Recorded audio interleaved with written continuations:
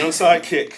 Yeah. Where do you want to start? Well, it appeared that Nick Westbrook-Akini jumped out of the way. Do you know why, and did it actually touch Cam Good? That's our understanding. Well, first off, we got to be more aggressive of going after the ball. That's why we're putting skilled players there to go and attack it. But that's what we called a timeout. We knew the kick that he was going to end up going over there. We just got to be more aggressive. Nick looked like he was going to go after it. He felt like it was too hot.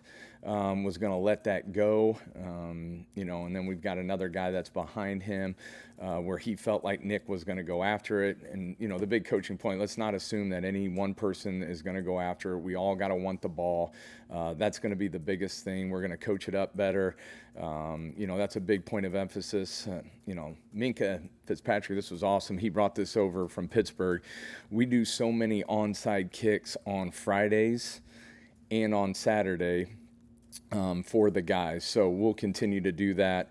We've got all of our specialists, including our long snapper, kicker, and punter that are kicking all different types of, onside kicks for those guys. So we'll continue to do that and get better at it. Cam said that they thought it touched his calf, but that it didn't. What was the process as you understood? Yeah, so the process on the field that we saw was, hey, it didn't go 10 yards. They touched the ball. Usually we see like maybe a little beanie bag being thrown that someone had touched the ball. We did not see that.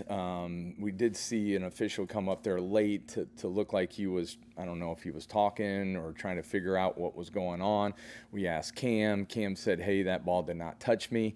The way the ball was spinning, it was going to have that type of spin where it was going to work its way back. But Cam was pretty adamant. I didn't really see anything on film. So when they go and review it, and again, we don't hear everything that the officials talk about. We just thought really it was going to be, hey, did it go 10 yards? But then after a while, it was like, okay, did it hit Cam? And then it goes to back, what was the call on the field? And again, we wasn't communicated, at least with me, that it hit Cam beforehand. So that's what they had ruled, that it hit him, and then there was no evidence that said anything otherwise, so they stood with the call. So obviously very unfortunate. We did not want that to happen. We don't want to put our defense out on the field again where they could go down and score. So again, we'll continue to work on that and get better at it. A strange thing to see that one of the announcers actually wondered, do they know the rules? Was there any question in your mind that any one of the players on the front line had a brain freeze, Craig, and did not know the rule? No. Or are you sure that was not the case? No, absolutely not. No, that's they all know the rule that the ball has to go 10 yards.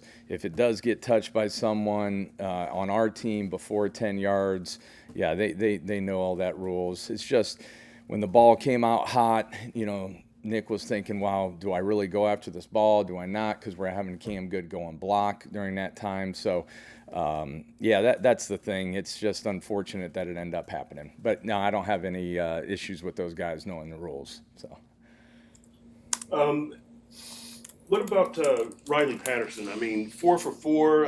What can you say about this guy? He's been a machine. Yeah, he's reliable right now. Obviously, going 4 for 4, doing a really good job. I thought the end of the half kick was really big for us to go up 16-0, making a 48-yard field goal. That was really key. He's just very consistent out on the practice field. And then when he goes in the games, we have all the confidence in him to make any type of kick. He's doing a really good job on kickoff, too. So really proud of the way he's going about his business, because I know it is hard, following a guy like Jason. And Jason had a great year. Now Riley comes in here and has really done a really good job. So really proud of him. Last time you faced the Jets, you guys got a fumble from Isaiah Williams, their returner. Yep. Since then, he's got a punt return for a touchdown and an 83-yard kickoff return against Atlanta last weekend. Has he gotten that much better, or what do you think from him? Yeah, in fact, we feel like their whole unit, special teams, has gotten a lot better. They're doing a great job. I think 3 out of the 4 main units are in the top 10 with their net punt return, their kickoff return. They're doing a really good job. Isaiah has really, caught the ball and really got downhill on his punt return and kickoff returns.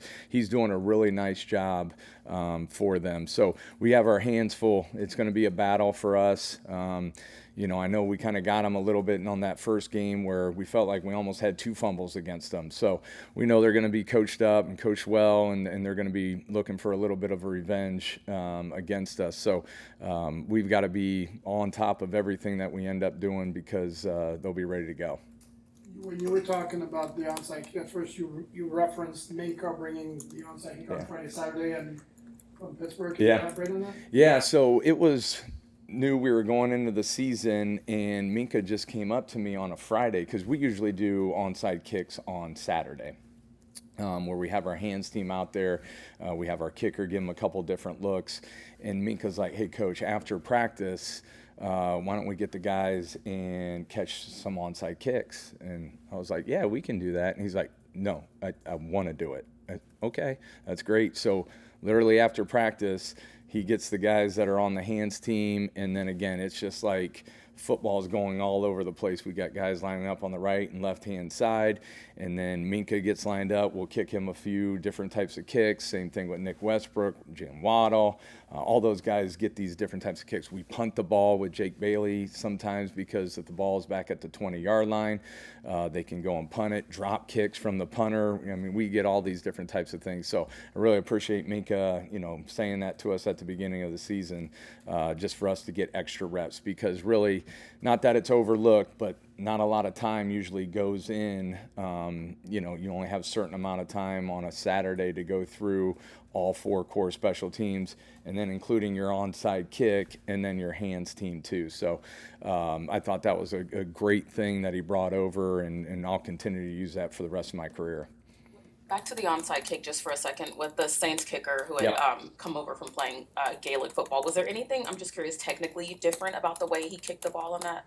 No, we've seen it before, and I've seen it before happen where if the tee comes out, here's one for you guys, Chris. Well, I know Chris, he's got this. Anytime you bring out the tee, you have to use it, right? Whether it's propped, whether it's on it, you have to use that tee. So the way that ball was set up, really it could only go to our right. So that was the big thing when we called the timeout. We're like, hey guys, this ball's going to end up going to our right hand side. It's going to be like a hard spinner. So it was a little different than what some kickers who just place the ball on the ground and you get that little slower type spin kick where it's not looking like it's going to go 10 yards and then eventually it does.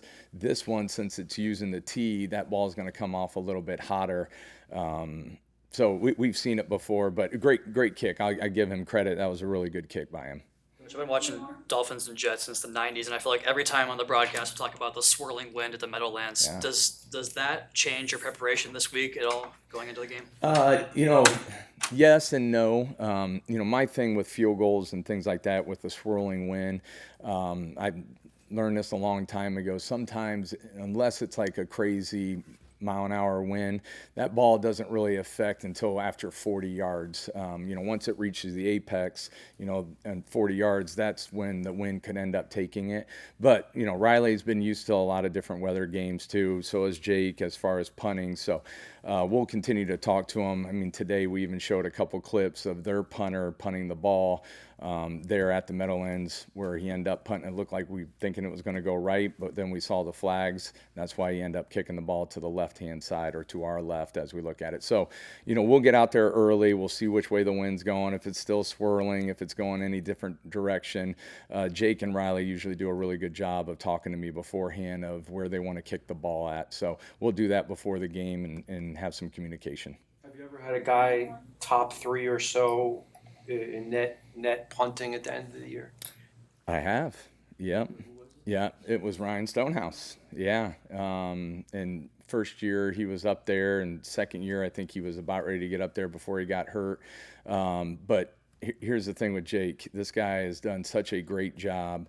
And yes, a lot of, good things that Jake has done, but I also think our coverage has done a really good job too. whether it's Elijah Campbell, Ethan Bonner, Cam Good, KJ Britt, guys, Ashton Davis, guys that are really doing a really good job of protecting him to allow him to go and kick the ball really well. So again, Jake is doing a really good job of matching that hang time to distance. He had another 5 over a 5 hang time with 50-some yards there, and allowed our gunners to go down there and calls a fair catch. So hopefully we continue to go in that direction. I know our guys are taking a lot of pride in it.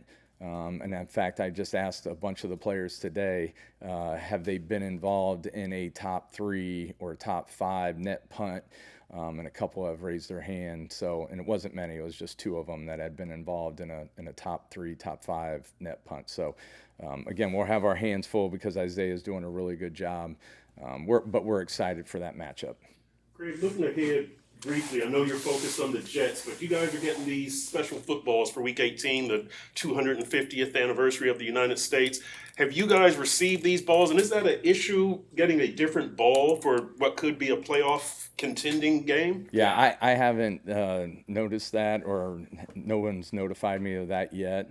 But I know our guys will do a really good job of doing whatever they have to do with those footballs. So I'm sure I'll get noticed here pretty soon about it.